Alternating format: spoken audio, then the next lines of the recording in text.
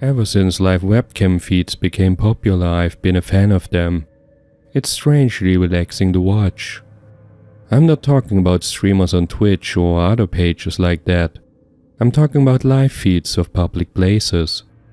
By now there are millions of them out there. You can watch a public square in the center of Tokyo, switch to a small town in Eastern Europe, and after that look at a busy street in the US. What I was most interested though were the feeds of my own city. I often sat in front of the computer wondering what other people were up to at the same moment. How many people were sitting together with friends and family? How many were alone? How many people were born and how many people died at this exact moment?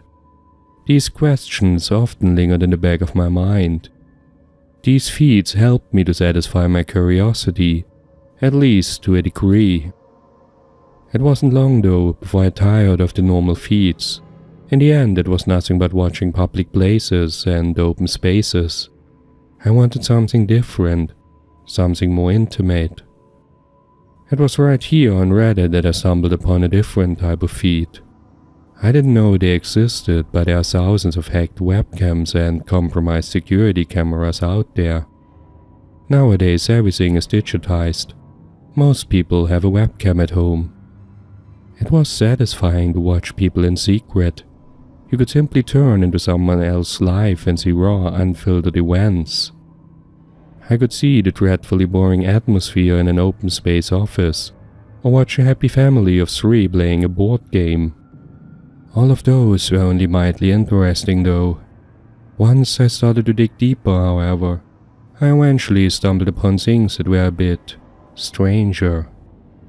One feed was from an office in my city. The walls were blasted with motivational pictures and Far Eastern dogmas. The moment I opened the feed, a strange productivity ritual was going on.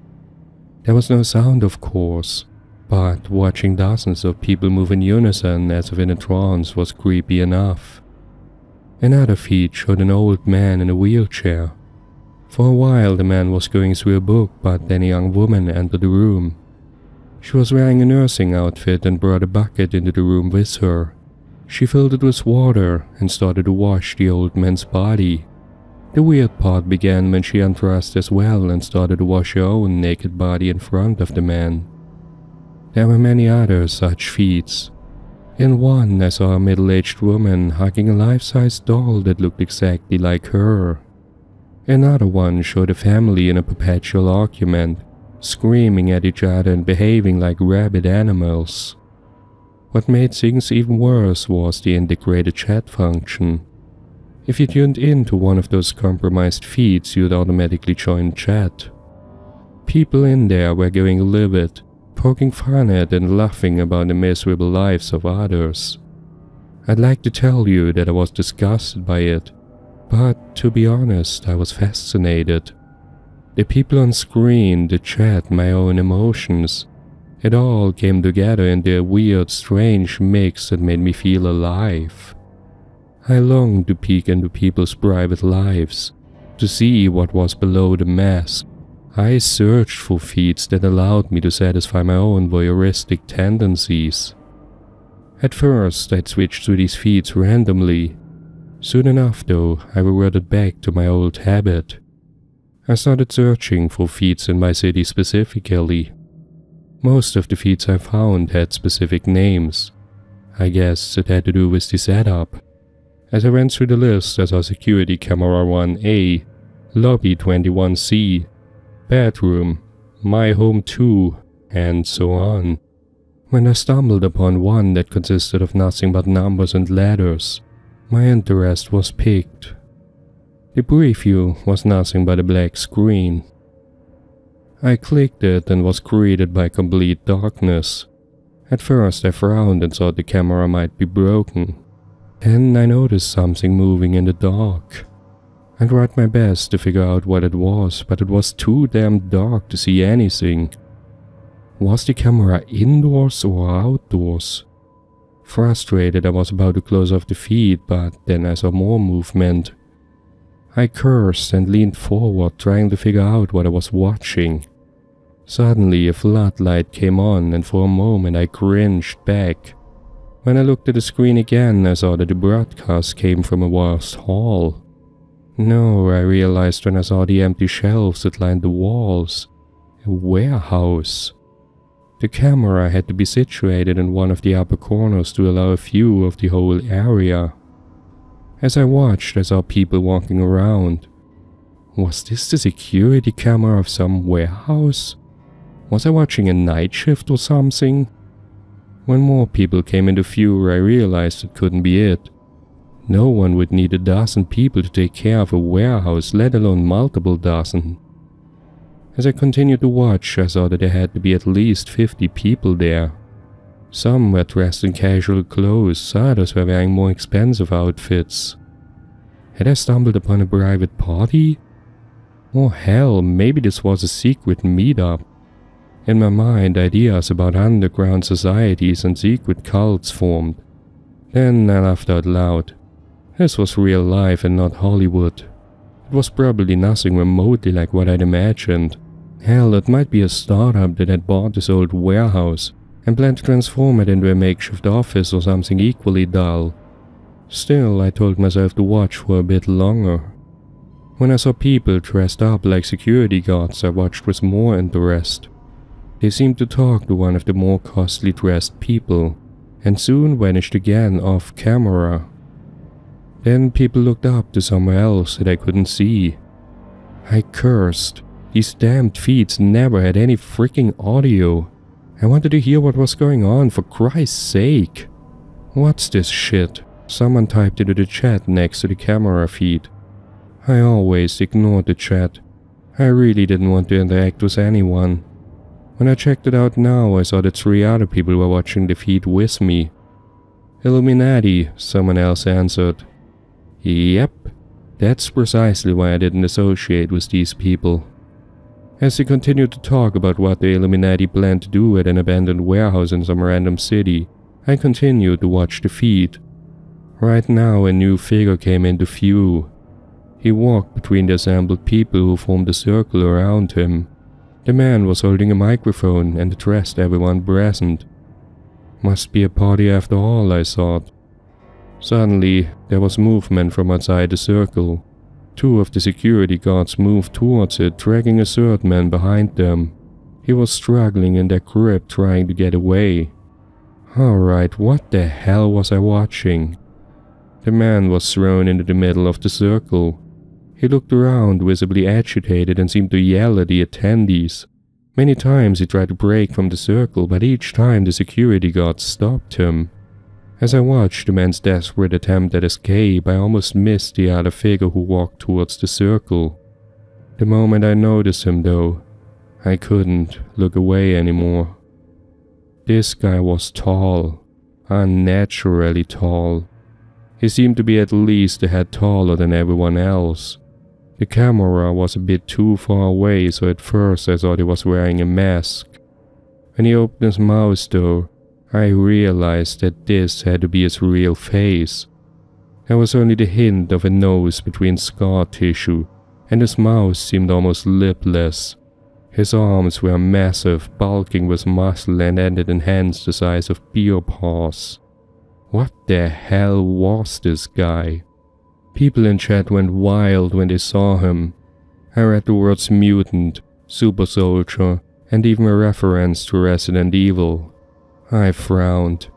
The moment the man reached the circle, the attendees hurried out of his way to let him pass. When the other man saw this hulking abomination, he tried to escape once more, but it was futile. By now, all the attendees seemed to be in a state of utter excitement. The man with the microphone first turned towards the smaller man who tried to escape. Then he turned to the freak show of a man that had just entered the circle. He nodded at both of them before he turned around and joined with the rest of the attendees in the circle. People were applauding and yelling, and I finally realized what I was watching. This was a fight. A pit fight to be precise.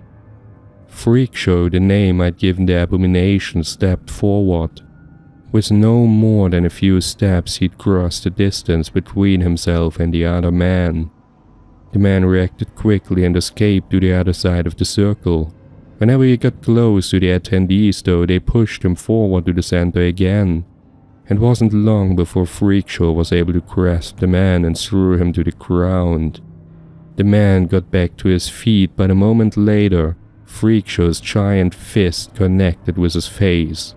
Blood exploded into the air and the man was blown off his feet. "Holy shit," I burst out.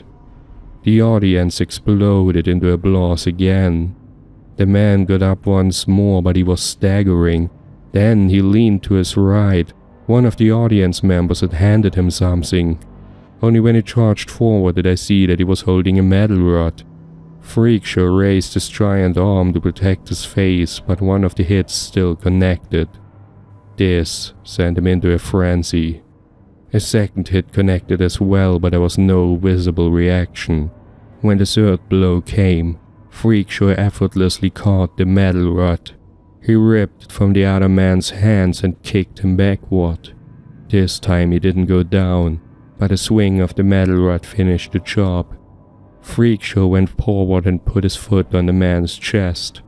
I saw the small frame desperately trying to get away.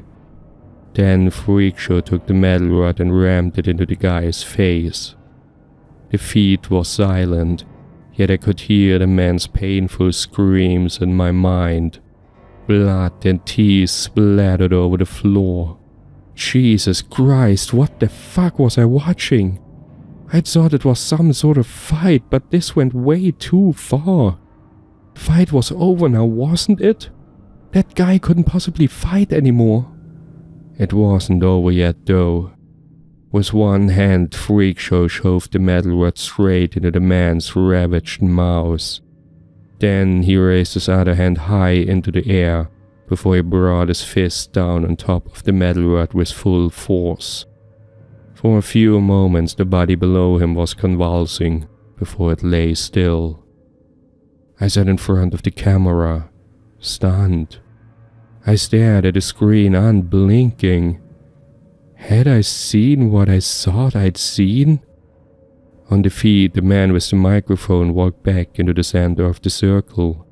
He raised Freakshow's arm up into the air, most likely proclaiming him the winner of the fight. The audience exploded into toneless cheering while security dragged the body of the loser off camera. Had I really just watched someone being murdered? Chat was slow now. Everyone must have been as shocked as I was. "Is this real, guys?" one person typed. "Probably a movie or something," another answered. "A movie? But there was no set. No film crew, no other cameras, nothing. It had looked so damn realistic." Right at this moment, a new person entered the chat. "Guess you've been watching, haven't you?" "No shit," someone answered. Similar comments by the remaining two followed. "Well, then you know that you should at least mask your IP address and cover your own camera.